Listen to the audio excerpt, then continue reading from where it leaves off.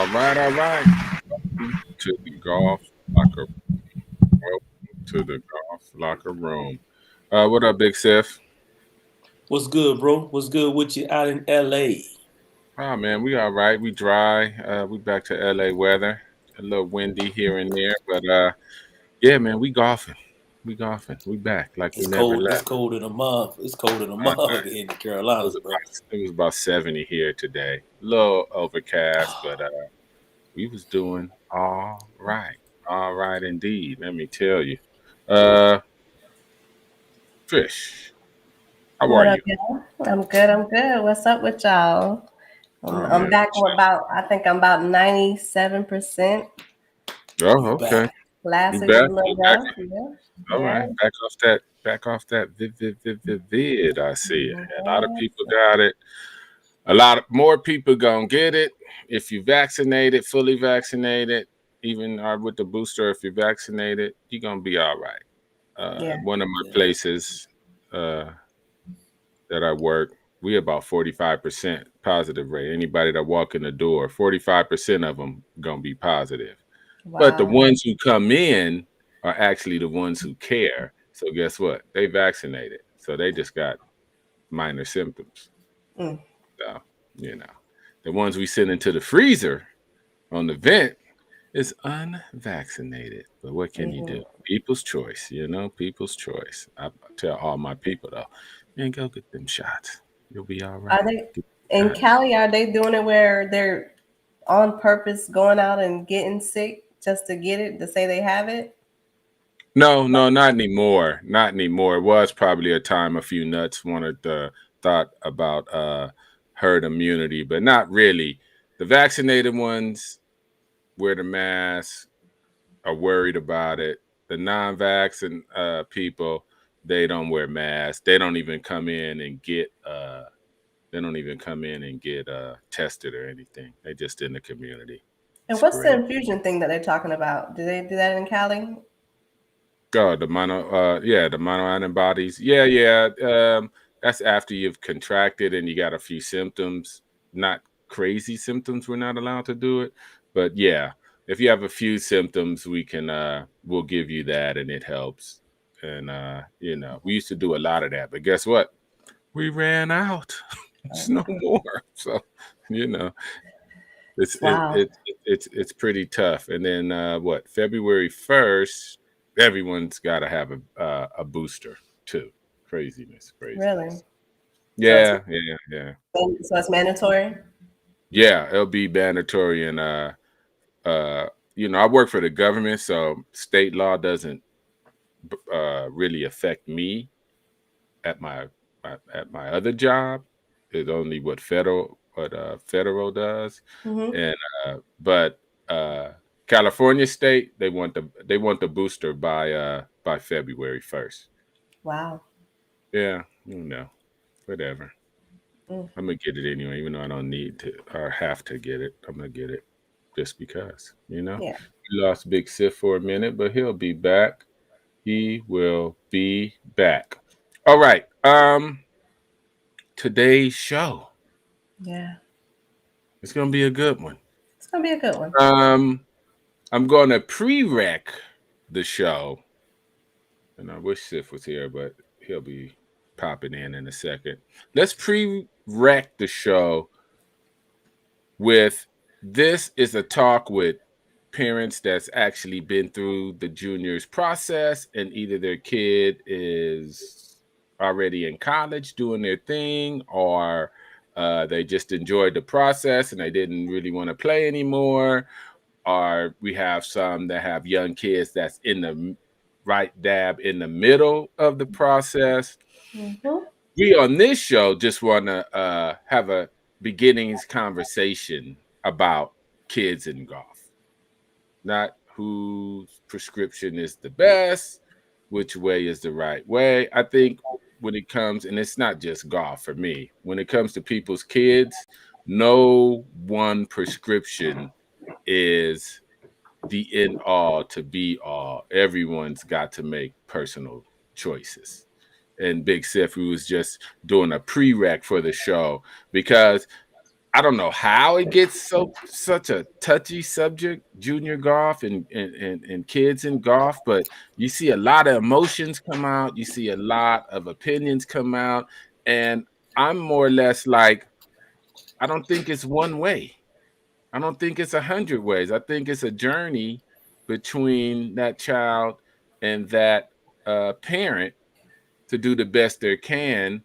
And I see it with baseball. I see it with softball. It gets tough and it gets serious because, there are scholarships on the line, and, parents have invested many, many years and a lot of money.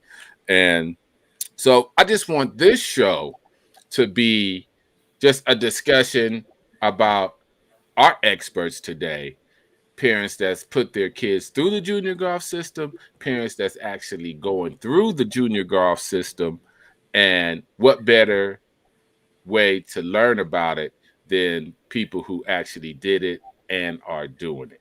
What say you, Big Sif or Trish? But me personally, I think you're right, Manny. I think there's no one has the monopoly on truth, and so each parent, each household, they choose to take their own roadmap. And so, whether it be due to finances, whether it be due to opportunity, whether it be due to resources, et cetera, et cetera. So, there's just not one cookie cutter. There's not just one cookie cutter. There's a plethora of cookie cutters. And I think, man, I'm telling you, this junior golf piece, man, it can be. I've seen it become toxic in conversation by whose recipe is right, whose recipe is wrong, which way should a kid go. I think Jeff McNair had said the other day that he wasn't, and Jeff's a great golfer. I think Jeff played at Florida A&M, but he said even with his child, he said until his child shows him that he loves it, that's when he'll make the push. And so I think a lot of times parents have been making a push, and their child may not love it as much as the parents do. And so now what you have is someone is being forced to do something that they may just want to do as a hobby and just play with the youngins, but not make it a career. Got it. Well, what I like to hear, we have these parents that are coming on and just, kind of hear their experience, their journey, the ups, the downs, what worked for them. But also, when you see, like we're gonna have, Maurice Jackson on with, and he has Kendall Jackson, and she's at, Howard right now. And then we have Bro Thompson that's coming on, and he has Lil John, and he's doing his thing right now. And then we have, our Robert Price, with Elite Minds, he's coming on, and he has 2 youth athletes that are, coming up in the game. And it's just to me, it's going to be interesting to hear, what that process has been, what that journey has been, and what's been the the good, the bad, the ins, the out, the uglies, but it's all there, and to hear from these parents themselves. Yeah, I think it's going to be great. I think that's going to be, and this is going to be a great beginning conversation that's going to have many, many more shows. We just want to be informative, and we want to hear stories about what they're doing, what they think they're gonna do later. How did their kids like it? How did they get into it? And without any further ado, let's just talk, because that's what we do. We just have real conversations, bring in real people doing real things.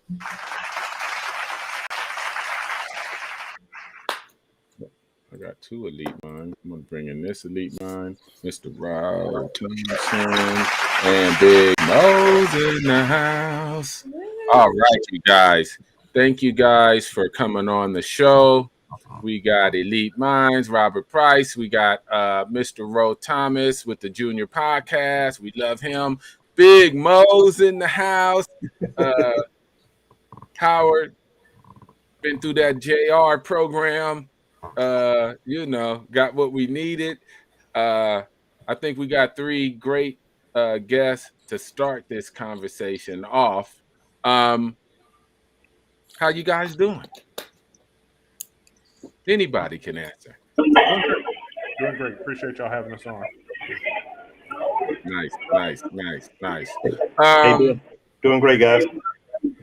Nice. I'm doing well too, Manny. How y'all doing, sister? We good. Oh, hey, Happy New Year, Rob. We haven't even seen you. See, Rob, he's a regular on now. He's our mental expert. He's our counselor. He's gonna get us right in several different ways. But tonight he is doing that, and he's got young golfers too. So he's checking a few boxes tonight for us, thank God. And we always love to hear his opinion, and also not giving away his parental secrets, but he can give us some professional tips about dealing with youth and sports in general, whether it be golf, whether it be baseball, whether it's basketball. We just talk about golf because that's what this show is about. Okay. We'll just go down the line. We'll go with Big Mo. Maurice, we love your daughter. We know she's at Howard. She's playing. She's doing big things. But it was a journey before we see her at Howard. Before we fell in love with your daughter and her work ethic and how she's just beautiful to play this game and represent us in this game. But I want you, as a great parent and the great work you put on. I'm getting some feedback from somebody, great parent and the great work you've done. Tell us about the beginnings, how you and your daughter and your family, your wife, got into junior golf, and it was something that she ended up loving. Give us just a brief history on that, because I know the people would love to hear that. I appreciate that. The journey started early with us, but we were actually late to the game of golf when it came to junior golf. I introduced my daughter to golf through the first tee, only as a sense of allowing to see first if she would like the game. Because you always hear people say, hey, people playing golf now, I wish I'd have picked this game up when I was young. So that's kind of the things where I wanted to make sure I gave her the opportunity to play golf. But then a lot of people looked at it as like, well, there's a lot of scholarships go unused for girls and stuff like that. But I had to learn quickly that it wasn't about introducing her to golf to get a scholarship, because the junior golf journey is a very expensive journey. But we looked at it as an investment, because if you pick up the game of golf, golf is one of the only sports that will allow you access. And when I mean access, it's like the shelf life. The shelf life is a lot longer than any other sport you're ever going to play, but allows you to be in rooms and allows you to meet different people that you never would have the opportunity to do. But the game of golf bridges that opportunity. So I looked at golf as an investment versus, hey, the end result being a scholarship to Howard. Nice. Let's give that up. Thank you for sharing that. And that, I think, should be the way most of us should bring our peoples, our kids, our grands, family members into the game. Because I do that with my boys that don't play, that's 50 and 45 and 55. I'm like, it's never too late to horn and get this game in your life. It can still take you places, even at 50, even at 60. That's how well traveled this game is. And we just love that. We'll keep going down the line. Big Ro Thompson, you got juniors, you got kids. Tell us about your journey as you're still right in the middle of it. Yes, we're in the midst. Hey, what's up, guys? How y'all doing? Oh, pretty good. Thank you again. Thank y'all for having us on the podcast tonight. Our journey started. I think Lil John was about 3 or 4, and we have a program in South Carolina called Little Legends. And me knowing that the Little Legends, it was he needed to be 5, but I was able to talk the director into letting him, get in and play. And when John was younger, all he wanted to do was play in the sand. He wanted to play in the sand and maybe putt around a little bit. So just really introducing him to the game. And as a young kid, we allowed him to play, basketball, baseball, t-ball. We allowed him to play a bunch of different sports. So we kind of mixed it in. And then as he got older, he kind of gravitated to basketball and golf. And as he got a little bit older, we started kind of weaning him off of basketball. And, he's been 100% golf for the last couple of years. And, he's made some strides in his game. And, he had an opportunity to come out to Texas at our Juneteenth event. And he actually won that event. He shot 76 the first day, 76 the second day. And, he actually won that event. So, and he played from the big boy tees. So it wasn't like he played from the up tees. And so he's starting to develop his game. We just got back from the U.S. Kids Southeastern Cup in Myrtle Beach, South Carolina. And so he's really starting to come along and play some really good golf. So we're excited. Nice. We're going to dive deeper, too, in the journey. Mr. Price, Robert Price, Elite Minds, you got some kids. Tell us about your how you got your kids into the game of golf. Oh, hold on. Sorry about that, Elite Minds. Let me unmute you. Yeah, tell us about how you got your youngins into the game of golf. Can you hear me, Robert? No? I got that cricket phone. Uh-oh. Let's Robert was smart. He got a couple. Hold on. He got a couple there he is. Mr. Price. Looking good. Can you hear us? He's close. We can't hear you. Not yet. He had two on and one left. We can't hear you, Rob. Not yet. Still can't hear you. Okay. We're going to pull him off for a minute and text him up and tell him we can't hear him, but whatever he had on first was good. Okay, so Big Siff. Let's dive into it. Oh, he's back. Hold on. Let's dive into it, and he can just come in on the conversation. We don't keep people waiting. Let's have a conversation. Siff, give us a question. Hey, well, first of all, Big Mo, I'm a huge fan of yours and your wife and your daughter.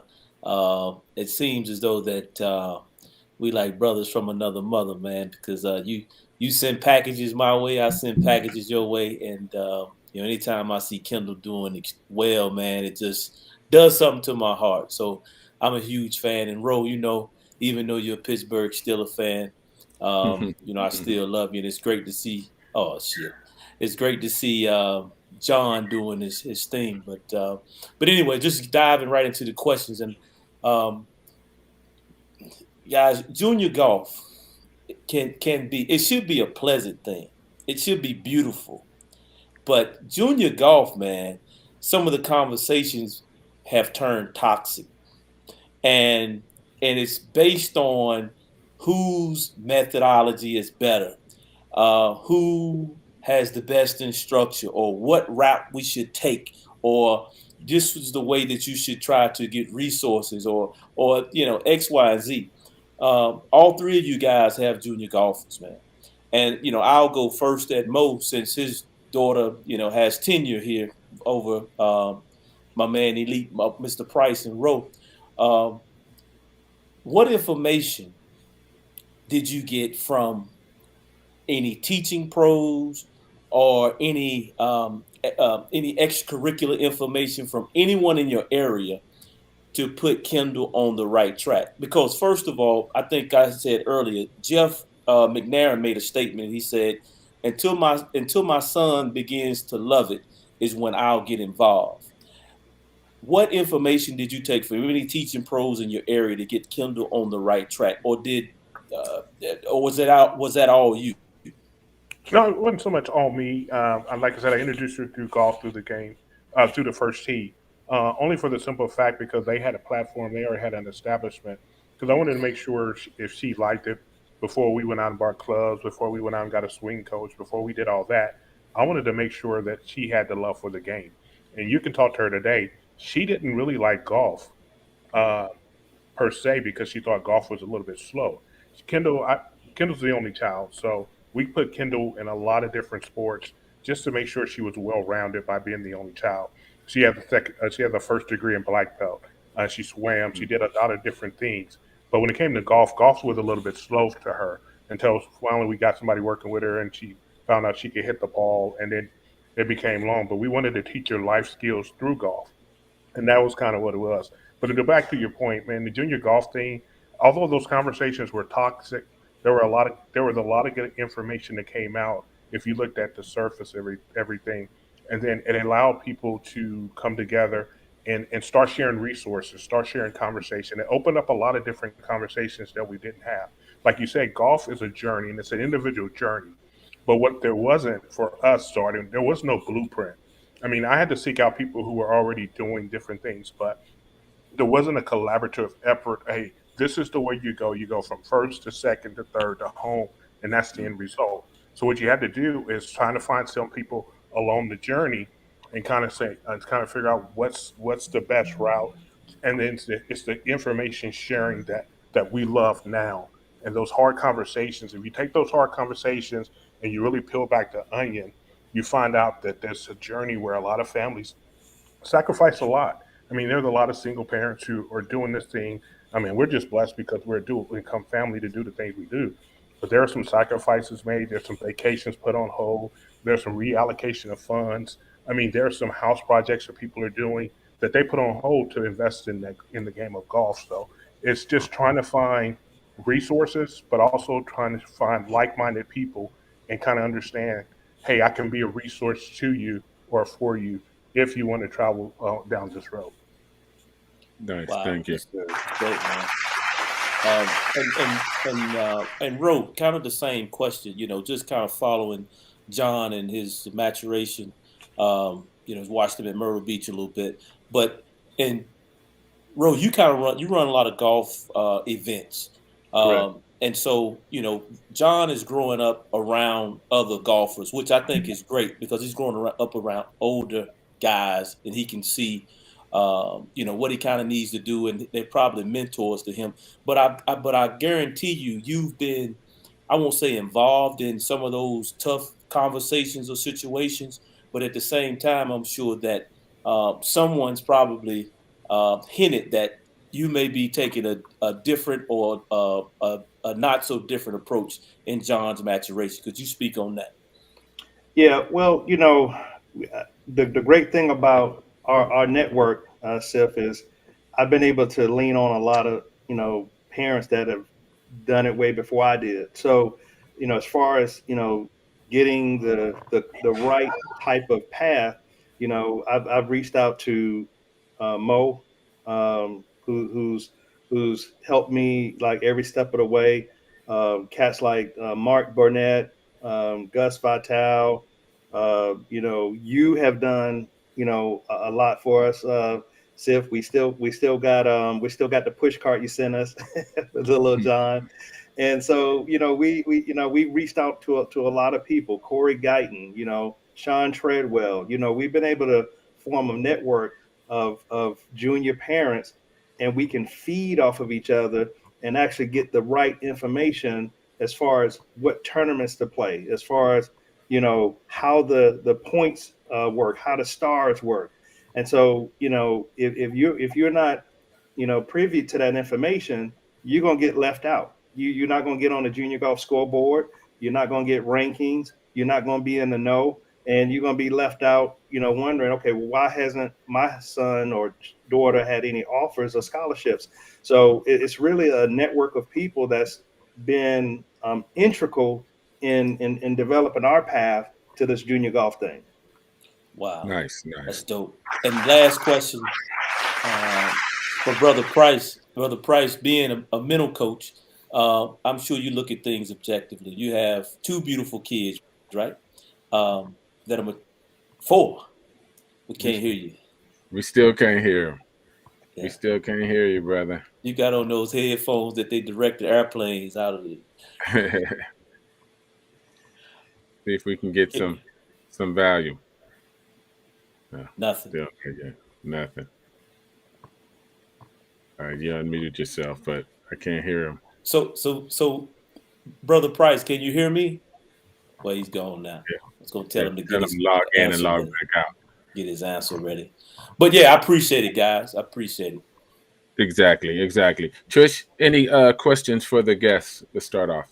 Yeah. So when Ro talks about the Juneteenth event, I was able to play with Kendall and Lil John in the first day event, and it was amazing to watch the two. And it was cute because I was riding with Kendall, and and John was out there, and it was like they weren't battling, but they were like battling, and it was amazing to watch. I mean, both of them. I mean, Lil John, he can put a stroke on that ball, but Miss Kendall can put a stroke on that ball too. That's So for me, my question is, having these the youth out there, and when they're out here and they're competing with these in the different competitions, how did you keep them focused and encouraged, and to keep on moving forward when they didn't see others like them out there that they were competing against? Oh, that's a good question. And it used to be a struggle at first because usually when we first started out playing junior golf, Kendall might be the only African American male or female in the tournament. But lately, there's been with the MAC camp and other junior golf tournaments where we're bringing in other African American people and they're sharing their journey and they're connecting on social media. So now they have like a little underground network where they're keeping each other up to date. And they're also sharing, hey, my coach is working on this, and it's just sharing their information, not only from the parent level, but the junior golfers are sharing information also. I mean, if I'm paying for an expensive lesson, but that lesson, I pick up a nugget or two that I could share with the inner circle, I could share with Roll and stuff like that. I'm not going to make sure that Roll has to go out and pay the same dollar amount or rate just to hear the same information I've gotten.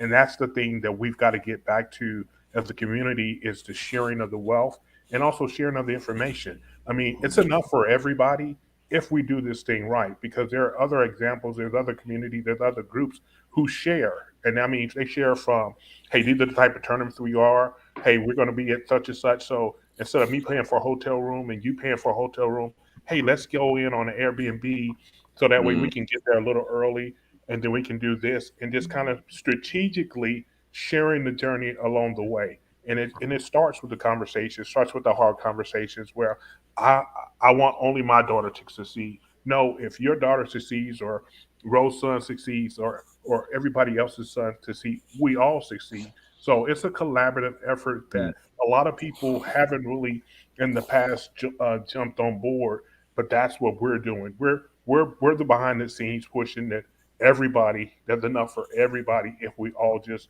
pull the same way. Absolutely. That's dope, man. That's dope. Air horns. Yeah. Air horns.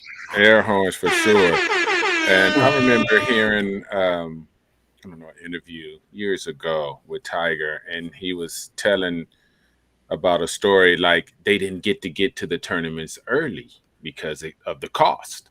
Like we got enough to get there, stay one night, you get there, you're gonna play and practice, then you're gonna sleep, and then you're going back to the tournament, and right after the tournament, we going home. And Tiger was like, well, Dad, he didn't know. He was young at the time, real young, 10 or 11 or 12. He was like, it would be great because all my other friends, they come a day early and they get to see the course and practice before the tournament. And I think I would do a little better if I could at least see the course. So as Pops worked it, I was like, okay, no more. He came to me, we gonna get there so he could practice and see the course, whether it be pay an extra day of the hotel room or get a camper or a trailer and we there, but we just in the parking lot sleeping, and then we're gonna wake up and go practice with the course, but we're gonna get there a day early. And I always remember that because I was like, resources are real, expenses and trade-offs, you know, everyone just doesn't have it like that to travel and be like, oh, another day, boom, let's just do another day. Or, you know, it's tough, but you want your kids to, especially if they're competing, you want them to at least have the same advantages on the course as everyone else. That's for sure. Right. Let's see about our guy. I see an ear, so he's still making it happen. We're gonna bring him back off. Let me see. Robert. Yes. Uh-oh. He on that cricket today. The track phone. Back, Robert. Y'all can't hear me still? I can hear you got you good. now. Yeah, I can yeah, also hear your TV. Okay, No, he's good. at the Good. I'm glad airport. you can hear my TV. I'm actually listening. Oh, you're in the airport. Oh, okay. I'm thinking. Oh, all right. Now we understand. He's making it happen at all costs. Thank you a lot. You're trying to make it happen at the crazy airport. Let me give you a hand for that. Thank Just you. give us a quick. Because we don't know how long we're gonna have you, but we just want to hear your perspective. You got youngins playing. You help us with our minds. Give us a quick overview, Mr. Price, about what's going on. What's your experiences so far with junior golf?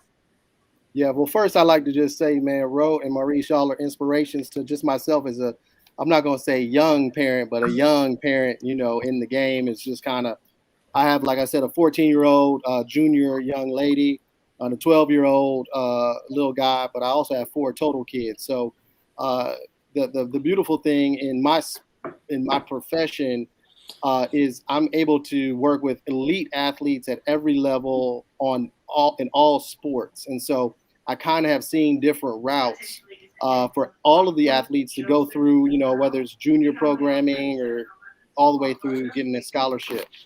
And so for me, when I look at this from a mental standpoint, is I really try to help parents do as much of what you all shared, is really letting them decide at some point if this is something that they're really going to invest their time in. And once they decide to do that, I mean, I'm prayerful that it's at a time where we can make a lot of impact.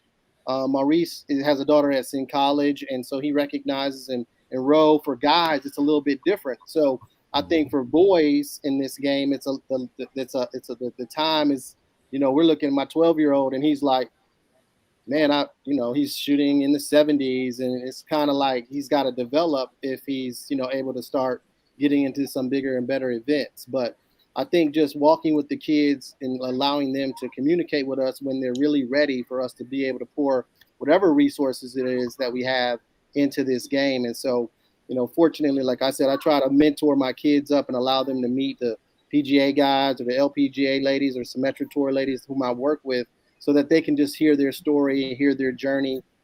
Because like we started off, I missed that, you know, really is that, man, there's a lot of ways to do it, but we also have to look at the ways that have been successful over the course of time and start trying to get our family, if you will, the us's into that track. And I saw Shelly's on here, her daughter and my daughter played in an event together, and we had connected, and it was just a beautiful thing. My daughter was like, oh, there's another one. And anytime you see one of those at an AJGA event, it's kind of like, oh my goodness, this is crazy. So I think this is just a process that the more of us that get together and have these conversations and start helping each other out, each one teach one, reach one, then we're going to continue to see more of us at bigger and better programs. Nice. Right, Thank you so much for that. We're going to keep you as long as we can. We know you at the airport, but he's making it happen. Even at the airport, technology is fantastic. Let's see. So we've had the LPGA professionals and the PGA professionals on, the teaching professional, Class A teaching professionals. We've been lucky enough to have them on our show. And there are a lot, and those are our first contact people also, when you're going through the first tee programs, when you're just introducing your kids into golf, you're probably going to run into one of our great LPGA ladies or men teaching. And then it comes a time where you're like, okay, well, this is getting real. The kid's like, I love it. I love it. I love it. What age, or is there an age, and this is for all the parents, that when the kid's like, Dad, Mom, I love this. I want to go to the next level, or I don't know if they even say it like that because do they even know what a next level is, or they probably understand that, oh, I talked to this person? Because I think, and you guys correct me if I'm wrong, the kids are the great networkers too. They're gonna let you know what's going on, what little such and such had that he needs to get into. They are great communicators and got their ear and feet to the ground. Once they really start maybe playing competitive, they're gonna let you know exactly what's going on and what's needed. Like I referred to the story about Tiger, like, hey, Dad, my peoples are here practicing early. I need to be at the course a day early practicing. And any of you, has it happened yet? I know Maurice, you already happened. Was it a time that your kid came to you and was like, okay, Pops, it's time to step it up? Or you was always like, we gonna step it up, and she was like, I'm ready? What is that age where you getting ready to really say, hey, it's time to go or not go? Or is That there? all in, it Yeah. happens, and when it happens. When your kid is playing, and you don't have to say, "Hey, let's go to practice," or "Hey, let's go do this." It's like, "Hey, Dad, can I go to practice? Hey, Dad, can I stay late? Dad, such and such tournaments coming." That's when they're all in, and then when they come to you and they're all in, you as a parent say, "Okay, we're all in, and this is the journey we're on." Because first of all, you got to still make sure that you keep the game of golf fun. Because if you're living vicariously through your kid, and you're force feeding them and you're doing stuff, it's not fun for them. So then you can't get mad when the results that you're looking for as a parent is not there. But when they have skin in the game, and it's a partnership, when we sit down and say, okay, if we're going to do this, then this is what I require from you. I reached that point with my daughter, and then I said, okay, so you're all in. So we drew a golf contract. I drew a golf contract up, and it was an incentive based contract. If you shoot this, you get this. If you do this, you do that. Only for the simple fact because I wanted her to see that, hey, golf can be fun, but also it's a lot of work and it's a lot of investment. But trying to mirror the game of life. If you're working on a job, and if you can do these type of produce these type of things, and this is the incentive that's out there. So that's what worked for me. But what may not work for somebody else. But it's just saying, hey, there are different approaches to it. But circling back to it, when your kid is asking you, can they, then you know that, hey, it's the all in right now. That makes perfect sense. That makes perfect sense. They coming to you like, hey, can we? You ain't have to be, come on, let's go to practice. It's time. Trish or Sif, any questions or I do. follow-ups? So I do have a question. So with y'all having your youth golfers in there, and there's these different competitions, and we obviously know that it's golf is an expensive sport. We play it, even recreationally, so we know there's a great cost to it. What makes y'all decide, what events that you go to, what competitions you put your child in? How do you decide on what you do, what you're going to have the babies play in? Well, I'm going to speak for this one because I have two of them babies, and them other two guys that's on this call, they already did the math. They said 1, 2 times 2. Like, so for me, it's been, last year was very unique because my daughter again she's in high school, so 9th grade. So the events that are open to her are a little different. And so she's just at that age where technically, as Maurice said, she is going.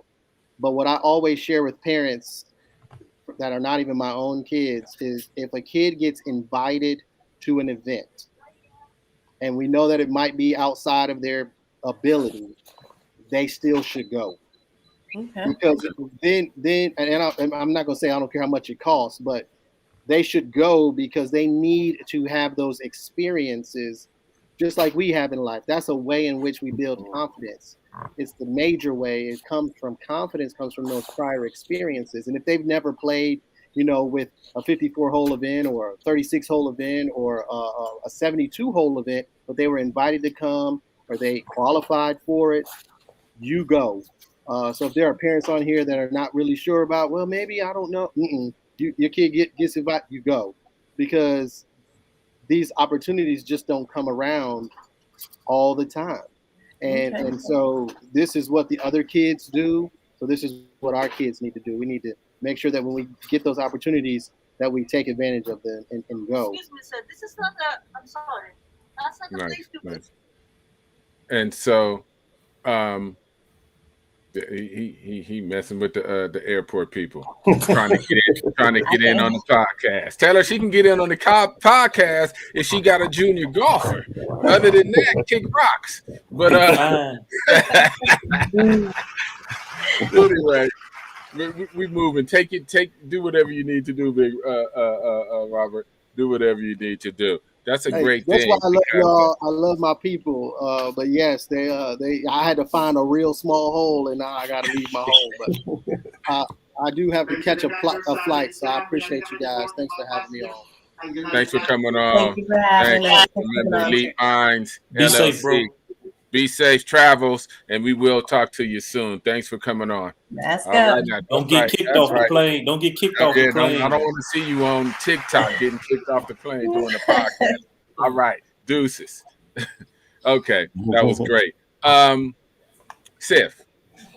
Yeah, I'll dive in, man. I think a lot of times we tend to skip around or gloss around certain issues, man. Both of you guys have gunslingers, and so what I mean by having a gunslinger is your kids can play.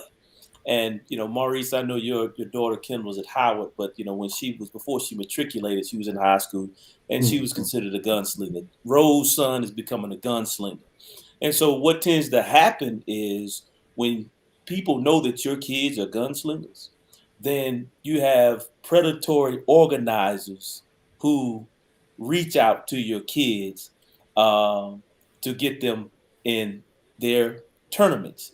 And I'm not saying nothing's wrong with that. What I'm saying is that when there's a cost to it, when there's a significant cost to it, sometimes organizers can do something that's in the best interest for them instead of being in the best interest for our children. And us having brown and black babies, you would think that organizers that look like us would have our children in the best interest. And so how did you, and I know Maurice, let's take a year back when Kendall was in high school and Roe now. So how do you differentiate based on someone who's doing something beneficial for your child versus being beneficial for them?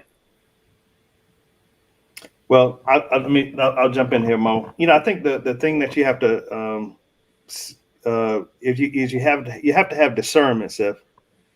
And if you can have discernment, that'll tell you what events you should play in, what events you should not play in. And I know for us, when we got the invite to the MAC champ last year, that was just a no-brainer. That was a no-brainer. It was something that was put out months in advance. That was something that we had to apply for. We had to send in swing videos. We had to send in, a lot of information on tournaments. We had to talk about the colleges we wanted to go to. So it was an application to see if we could actually qualify to come. So when it's set up the right way, you get a certain feeling about it. And so I think it's that discernment, Sif, that you got to have that dictates what tournaments you want to play and then what tournaments you want to stay away from. So that's my take on that, Sif. Mo. Yeah, just to piggyback on that, because golf is an expensive investment, you got to kind of understand that there are different levels to junior golf. And then you have to also do your homework as a parent and understand that even though your child is playing junior golf, what is the return on investment in this tournament? So every tournament lists a list of qualifications, but it also it's like the bells and whistles, or it kind of says, okay, these are some things that your child may unlock or may be an opportunity to qualify or go to.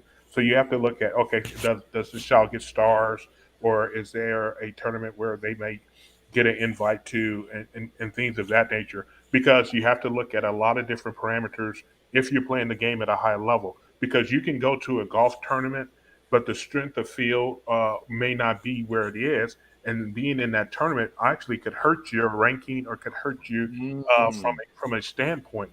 So, Hmm. as a parent, you have to do your due diligence to say, okay, what is it that this tournament does? I mean, yeah, we want to play, we want to support and stuff like that, but at what cost does by me doing this, does it will it benefit me, or will it hurt my child and have an opportunity to hurt my child if we play in this tournament and say we have a bad day or something of that nature and don't score well, where you have other kids who are setting at the same ranking or everything else, and you play in a tournament that's not ranked as much, it could possibly hurt you down the line. So as it's, so you have to have discernment, but you also have to have an intelligence to say, okay, as a parent, I have to do my due diligence and really vet this tournament to make sure that it's a return on the investment. Hey, Nice, nice. and another thing, not, and this question is not for the guests. This question is for the viewers, or a statement, guys. Sif is not saying that you shouldn't put on tournaments. Sif is not saying. I'm in total agreement that we have to have golf tournaments around the country for our young people to get involved.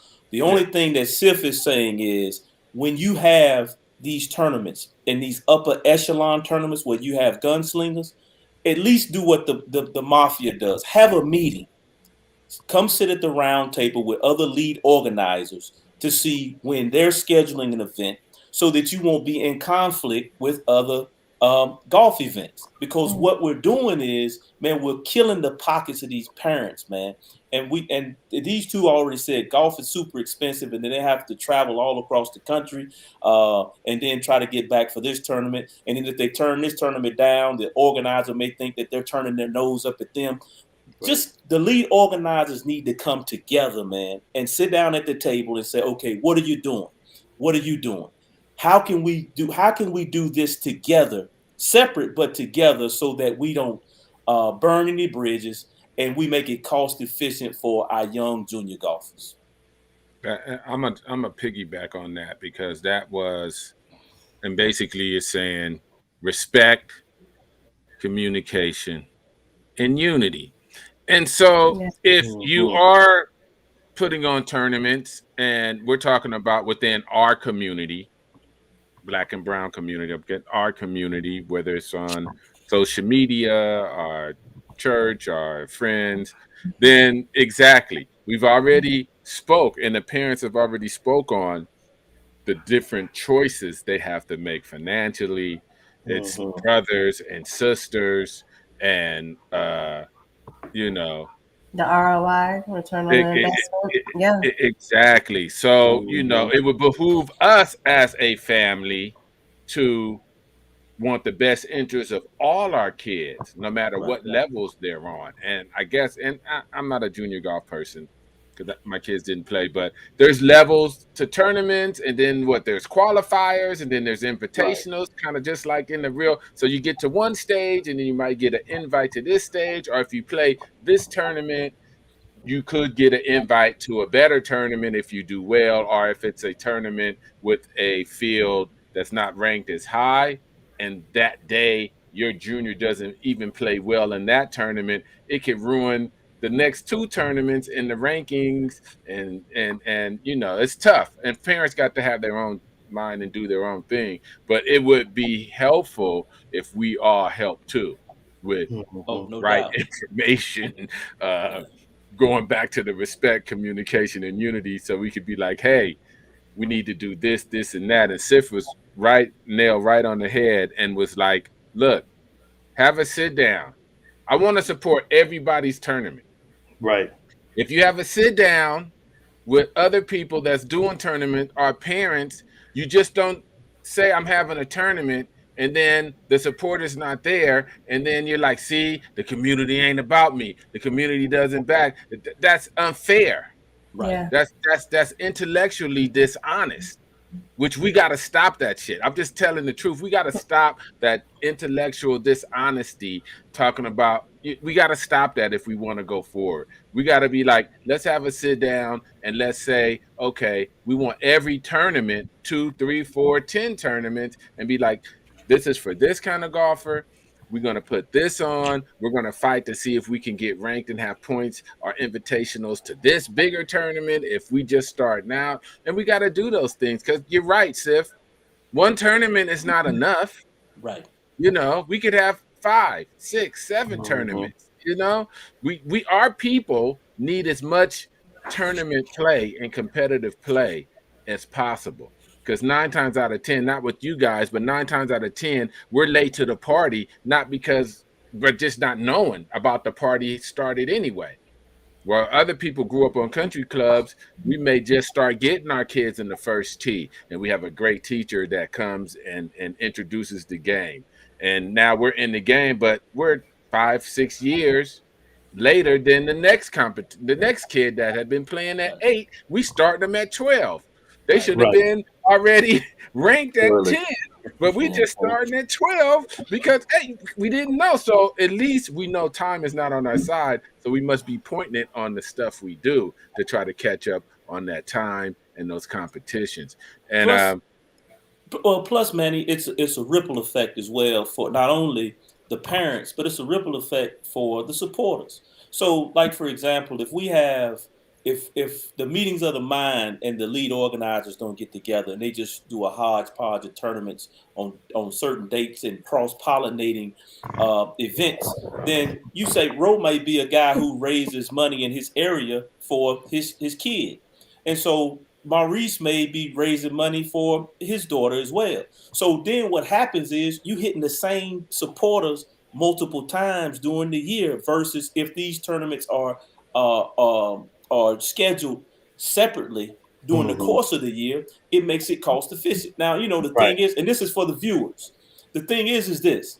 When I saw Maurice and Kendall, when I saw Kendall playing that piano, I mean, I'm sitting here saying this young lady is multi-talented and she's not only golf, but she's the next leader in our country.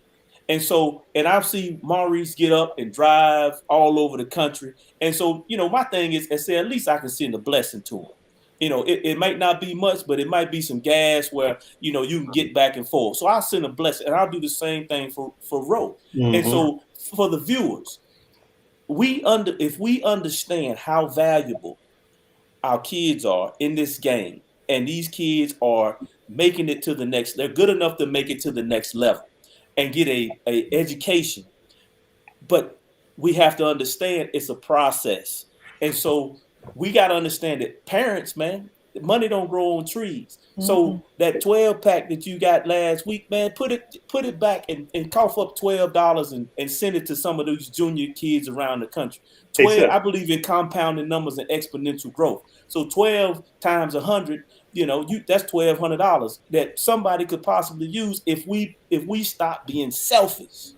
Hey, Sif, I just want to kind of piggyback on what it is you're talking about, because we've had some great supporters from across the country. We've had you know, people like Uncle E. We had Eric Napu to just kind of reach out and just do some things to help. And we've had Randy up in Virginia to just kind of reach out and, hey, you know, I'm gonna send John a dozen of balls. And so that's the kind of support we need. I mean, I wish we could just have a junior fund where we could get some assistance with the tournament costs and the expenses that we're talking about, because it is very expensive.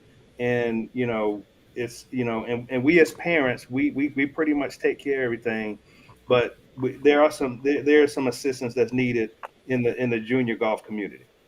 Well, and you know, the thing is, Ro, I agree with you 100%. And you would hope that when you state your case, and then they see the Kendall Jacksons matriculated into Howard University, then they should go back and say, well, Kendall Jackson's at Howard University, one of the most prestigious black HBCUs in the country.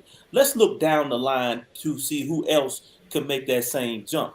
But Mhm. it's gotta be. See, giving has gotta be in your heart, man. Right. You're not gonna be able to force anybody to give. It's giving Right. is in your heart. But if we claim that we love our people and we claim that we want to see our young people get to the next level, then the giving part should be easy. That's why I always say the giving part is easy. The hard part is what you guys do. No, Right. and that's Definitely, the whole thing definitely. I was teaching Kendall about is giving back. I mean, a lot of people have given unto us, so I make sure he gives back.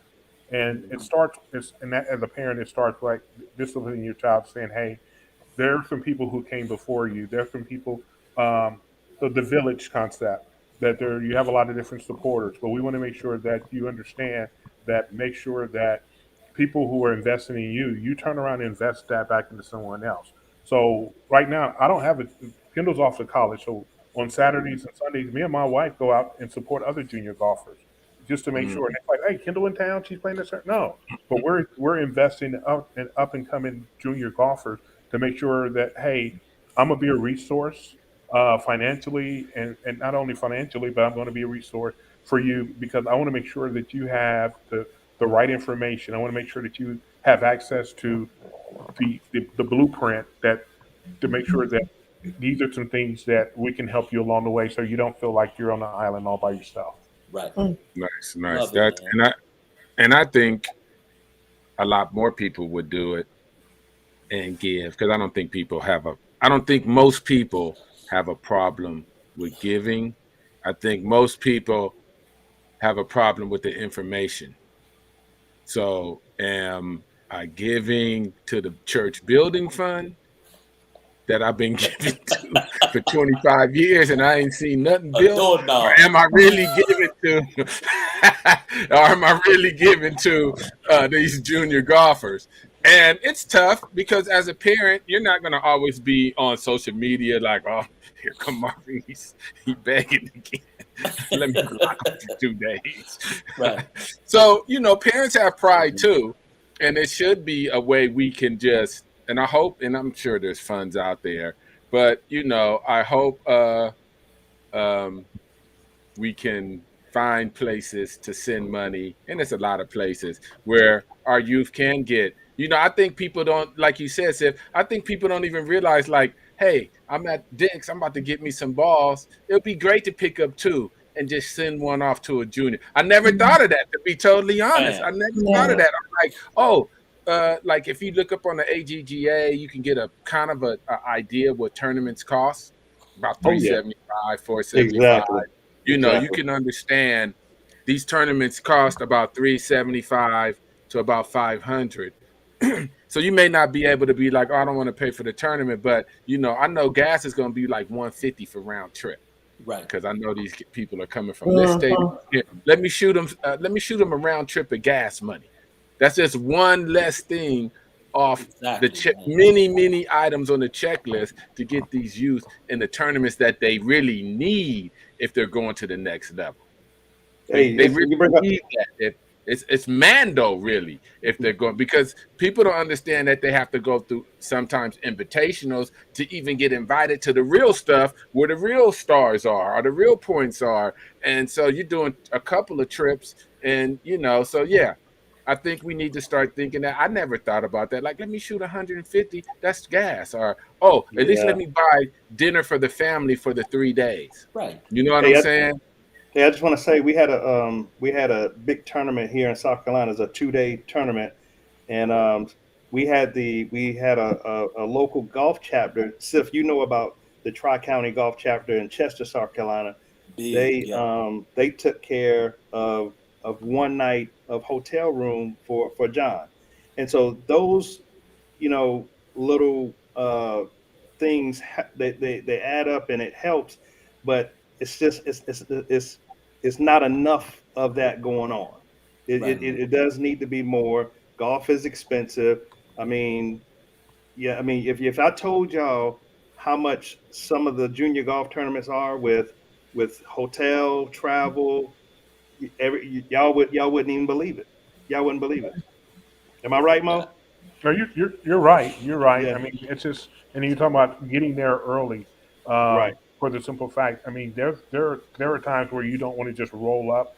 I mean, because there are kids who's been there all week, so Right. they've seen that course 2, 3 times because of the Right. family. They went in with another family, and they're playing that course. And this is going to blow you away that you're already at a disadvantage if you're not homeschooling or if you're not at some type of private school, because if you're trying to play elite tournaments but you're restricted to how many times Kendall could miss class to go play a different tournament, where you have other kids who are homeschooled, so they're Yeah. on the course and already putting in how much time. So there's hours or hours behind just on that. So I mean, Mm. there's different levels to that. So, um, but just to say that this is what we need. Yeah, it needs to be a more collaborative effort.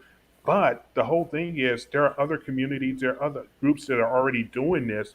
It's just that we can't seem to get along or can't seem to say, well, I'm going to give, but I need to make sure I'm giving to the right thing, or you don't want to be misappropriated and stuff like that. But Yeah. somehow other groups are already doing that, and those people are advancing a little bit more than what we're doing. It's true. Yeah. Selfishly It's saying fact. that we got to come together and help people out. Right. Hey, but I do go ahead, Trish. I'm sorry. I did have a question. So I know both of you, Ro and Maurice, both Kendall and John, was invited to the Mac Invitational last year, and so I just wanted to know what was the impact to them. You know, what was their feeling? What was the impact of attending that event?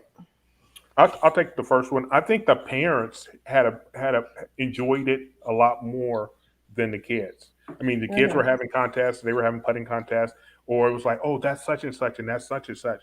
But as a whole, it allowed the parents to come together and share their journey and say, hey, I know that usually we're the one or maybe one of two of color Mhm. in this tournament.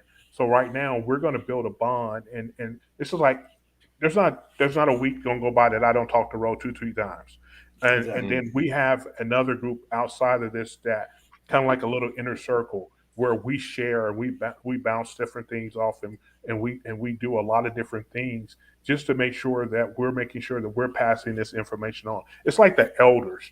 When growing up, the elders used to all get together and making sure that, hey, this is the legacy that we want to make sure that we pass down from generation to generation.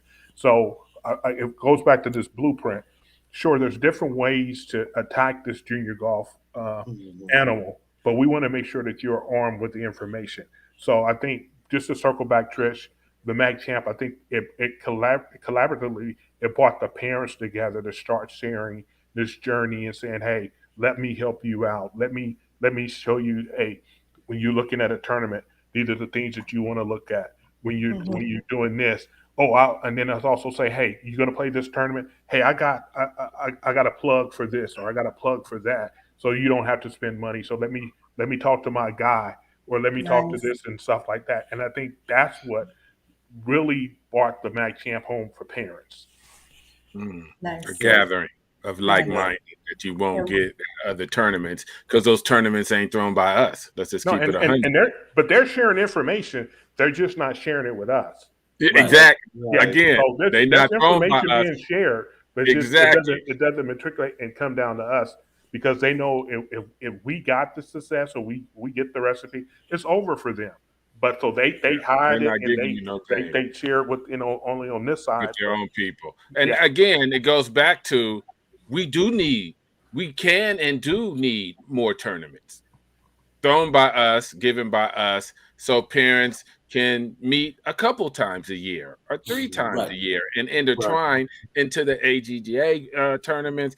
And so I know Sif, me, and Trish on the Golf Locker Room podcast, we are advocating for well-ran junior tournaments and not just one. Thank God for the MAC Invitational, because mhm. that was a great event, and it's going to be a great event this year, and it's well ran, and we want Mhm. more. Right. We just want Yeah. them. We want more. We want more, but we want sit down with people that's done it before, get some feedback from the parents, and we want to support more. Right. Because if parents meet twice a year, it could be more information shared and more resources and more game given. Because if you go to the AGGA events, what you got to go to if your kid is going to get, you're going to have to hit 5 of them. Just Right. keep it 100. And you need them stars, and you going to hit them. And there's some of us doing it, like the Maria Stackhouse Invitational for girls. It's 2 or 3 of us in the AGGA tournament where the invitational or qualifier. And, so obviously we could need more competition. So, yeah, I love it. Yeah. Hey, Hey, well, Yes. go ahead. go I ahead, wanted to give Roa an opportunity to speak on like what the experience was for him and John and the family as far as the MAC Invitational as well. Man, I tell you, the MAC Champ Invitational gave us opportunity to put a name with a face. Not only do we talk 3-4 times a week, but we had a chance to get together. We broke bread. We talked about the journey. We talked about the ins and outs, what to look for. And I know one thing with John, it took his stroke average down about 8 strokes coming from the MAC Champ to now. So that's crazy. He's made some really good improvements, and I think it did a lot for his psyche. It did a lot for his confidence to be amongst the top of the top juniors across the country. And I think this year it's going to propel him even more. So we're looking forward to the 2022 MAC Champ Invitational. Yeah, That's wonderful. Nice. That's I wonderful. think we can say that is going to be our premier, probably junior event for us by us, and thank God for that. And hopefully in 2023, all things work out. People have heed this word. We'll have 2 or 3 that we can champion and get behind. Right. Again, we want more than one. We just want it in the right way. And Exactly. that's I'm gonna leave it there. Guess what? We had 1 hour 7 minutes. Not that we always put ourselves on time, but this is the first of a beginning of Kids in Golf conversations. We started like there's not one journey, but there are some third rails we definitely want our parents not to step on. Everybody's journey is their own, but if we can keep some parents from not stepping on that third rail and wasting more money or wasting more time, it'll be great to do that. If we can funnel a little more information and some funds or just some gifts to our juniors, that would be great. Yeah, it was a great start. Parting words, Sif. Parting words, Trish. Yeah, and I'm going back just a tad bit about the money deal, the financial piece to junior golf. Hey, I wanted to play the piano when I was a youngin', but the Lord didn't bless me to have Stevie Wonder skills. That's just the way it is. He just made me an athlete and a football player. So my thing is the money bag is based on show and tell. Some kids are playing golf for recreation, which is great. It's a beautiful thing. Then you have kids who have taken it to the next level, who are gunslingers. And so we have to identify those gunslingers and make it cost efficient for the gunslingers. And, I know sometimes, I see parents that, are taking their kids all around the country. And if they were to have them evaluated, it would probably be a no-go. I mean, you do it in every other sport. You automatically know by a certain time if your kid is going to be a gunslinger, if your kid is going to run 10, 5, and 100 meters, if your kid is going to bench 225 10 times.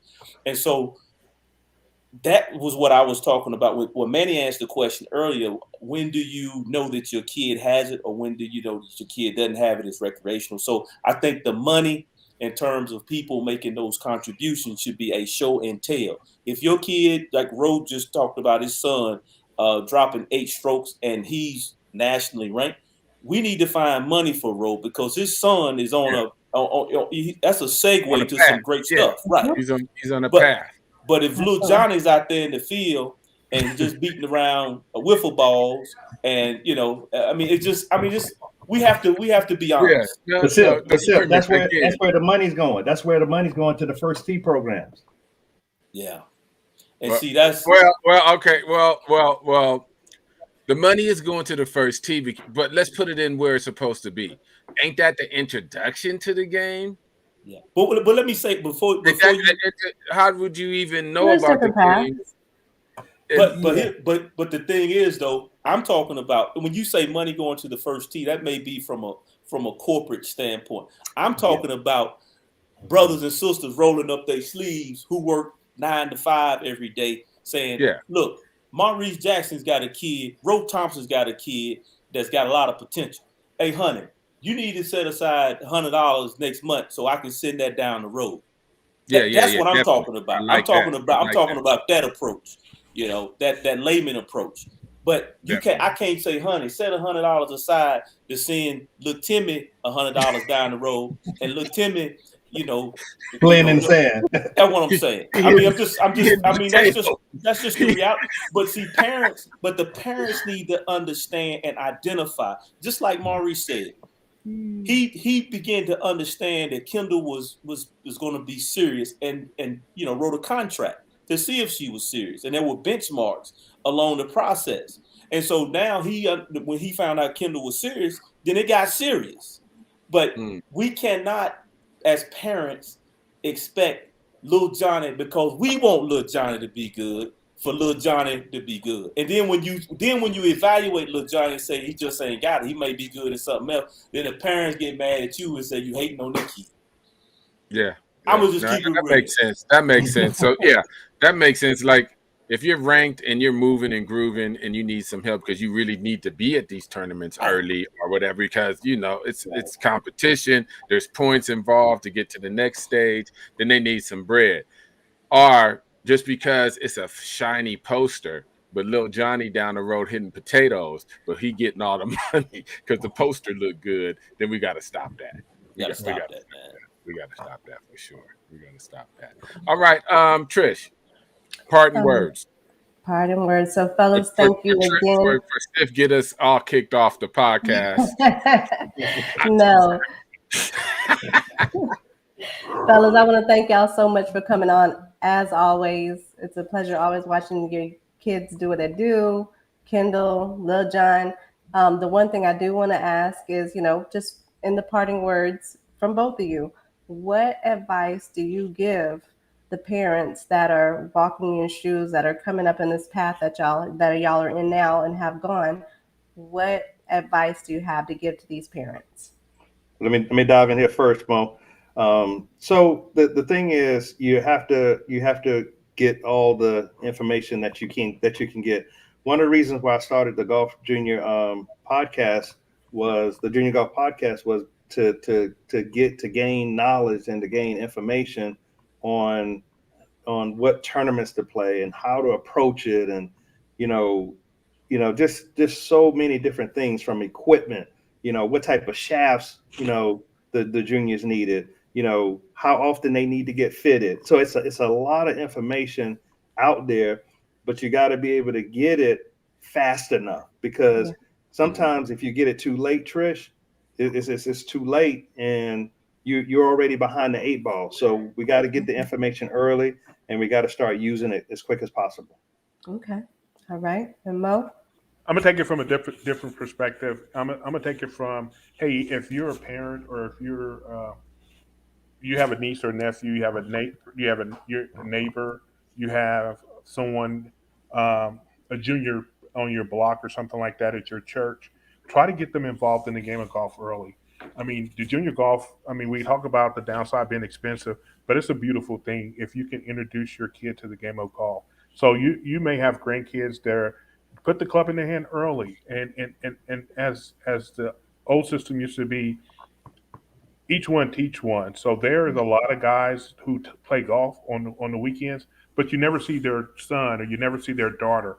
They got a nephew, they got a niece, but I know that they keep it as, oh, this is my time. But we need to start as a community introducing our kids to the game of golf early.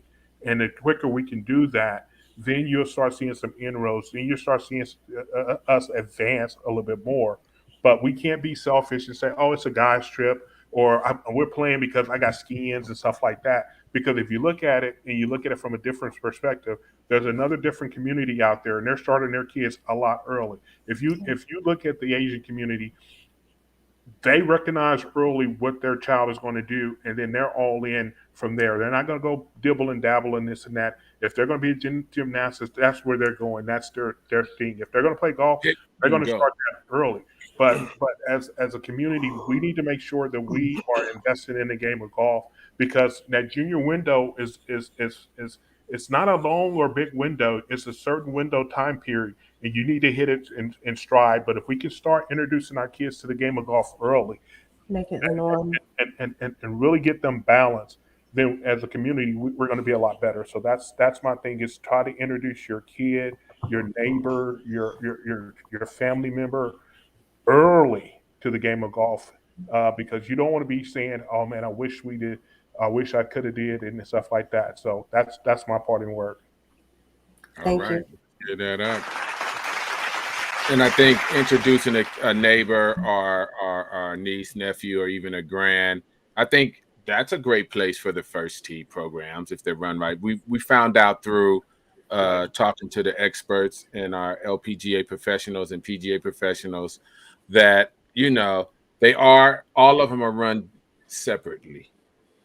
So one city or county may be excellent to something on another city or county. So do your due diligence, get references. But if you don't know what your kid wants to do, it'll be great to send them through the first tee. I would believe, even if you be like, "Oh, I'm going to sponsor you to some first tee to see if you even like it." Right. Well, they got the first tee, and they got other youth golf, programs that each one of them are doing. Kendall is a product of the first tee. Yeah. I mean, whoever's doing junior pro, I say first tee because they get money and they can promote, and people know what that means. Other people's probably doing junior programs, but they don't know what it means, and they don't have the money to promote. So that's not a household name. That doesn't mean that the first tee is better than the other people doing the junior programs. It just means that name recognition. So, and some, you would think, some accountability to make sure at least the first, 10 or 20 lessons or whatever are somewhat informative before you move on or stay, or so I don't know. Get them in there. Find something. Do your due diligence. If you're on Facebook, if you're on IG, there's thousands of people on that will have 1,000 opinions. I don't know how every 1,000 is great, but there'll be 1,000 opinions, and you get to pick and choose what you want to listen to. But something is better than nothing. And with that said, this is just the first of many of the Golf Locker Room Juniors podcast on this topic, but we got Ro Thompson does one every week. Talk about your podcast, Ro. Get these people to listen in. Hey, listen, we do. You specialize in it. Hey, listen, man. Y'all have mastered it, man. The screens are beautiful. The chats is beautiful. Man, y'all got it going on, man. I need to bump up my game a little bit, Seth. But, so we do a podcast a couple times a month. We've had the AJGA on. We've had we just had Hurricane Golf on. We had a lot of great parents. We've had Kendall on. We had the juniors. We've had golf fitness. We've had golf mental coaches on. So we try to diversify and have different guests a couple times a month, just to keep the information going for our juniors. So the Junior Golf Podcast is out there on all the platforms, and anybody can go out and listen to it. Nice. That's what we need. Like we said, we need more tournaments. We need more real podcasts and information. You can listen in your car. You can listen on YouTube. We probably need to hook up and do a good newsletter too. That put our logos on it. The Junior Podcast, the Golf Locker Room, somebody else's, and when people read it, then at least they have 3 or 4 different stamp of approval, like, oh, it's no BS going on. Are they not trying to sell me something or fund Johnny down the road hitting potatoes when we need to be supporting Tina that's about to go get 5 stars from this tournament? You know what I mean? So we're working on something again. Again, thank you for your families, Mr. Thompson, Mr. Maurice Jackson. Thank you for your kids. And with that, we ain't going to keep y'all no more. We out till next week. The Golf Locker Room Podcast is... Peace. Thank y'all. Thank y'all for having me, guys. Thank you. Thank you, guys. Let's get that I up. see you, Sif. I see you. I like that shirt, Sif. That's right. Go Chiefs. Me.